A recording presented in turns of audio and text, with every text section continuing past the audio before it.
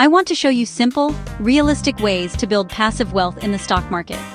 This isn't about getting rich overnight, it's about a sustainable journey. No fluff, just stuff you can actually do. Especially if you're starting small, maybe with just a few dollars from each paycheck. Forget the idea that you need to time the market perfectly, babysit charts all day, or already be a millionaire. You need a plan that compounds quietly in the background while you live your life. A set-it-and-forget-it approach that works for you. Ready to build that plan? Let's go. Number 1. Dividend stocks. These are established companies that pay you a portion of their profits, usually quarterly, just for holding their shares. Think of stable sectors like utilities, major banks, and consumer goods giants.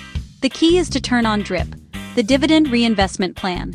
This automatically uses those cash payments to buy more shares, which then earn their own dividends. That's the magic of compounding doing the heavy lifting for you. Number 2. ETF investing. Instead of trying to find that one needle in a haystack, why not just buy the whole haystack? That's what ETFs, or exchange-traded funds, let you do.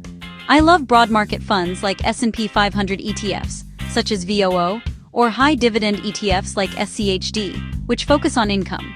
With one purchase, you're instantly diversified across hundreds of companies. It's low effort, low cost, and historically strong for long-term growth. Number 3. Covered calls.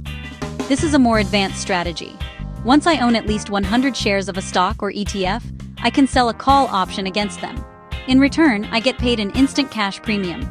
It's a great way to generate extra income, which I can repeat monthly or weekly. The trade-off is that my upside might be capped if the stock price jumps significantly. Number 4. Cash secured puts. This is like getting paid to set a limit order. I sell a put option on a stock I want to own, and I get paid a premium now to agree to buy it later at a discount. If the price drops to my target, I buy the shares at the price I wanted anyway. If it doesn't, the option expires, and I simply keep the premium. It's a win-win. Number 5. Long-term index investing. This is the bedrock of my strategy. I dollar-cost average into a broad market index fund every single month. Yes, even if it's just $40. The market has its ups and downs daily, but over decades, the overall trend has been consistently upward. Consistency will always beat intensity in the long run. Number 6. Strong growth stocks. While dividends are great for income, I also allocate a small portion of my portfolio to individual companies in high-growth sectors. Think tech, AI, and renewables. They may not pay dividends, but the goal here is capital appreciation, where the value of my account grows as the businesses succeed. This is a long-term play. I hold for 5 to 10 years or more. Number 7. Robo-investing apps. If you want the easiest path, look into robo-advisors. Apps like M1 Finance or Acorns will invest, rebalance, and reinvest dividends for you based on your risk tolerance. You just set up your deposit, and the app does the rest. It's completely hands-off and perfect for beginners. So, how would I combine these? Here's my simple beginner combo for $40 a month with a long timeline.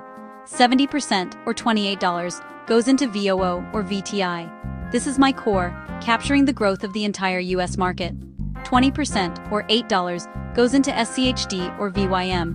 This is my income engine, focused on passive dividend payments.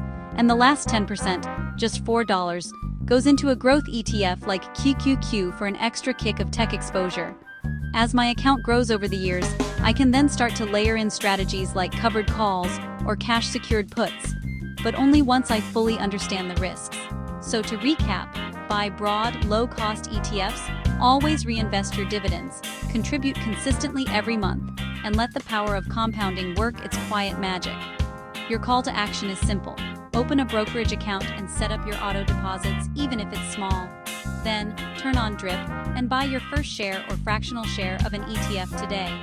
The most important step is the first one. Keep it simple, keep it steady, and let time do the flexing for you.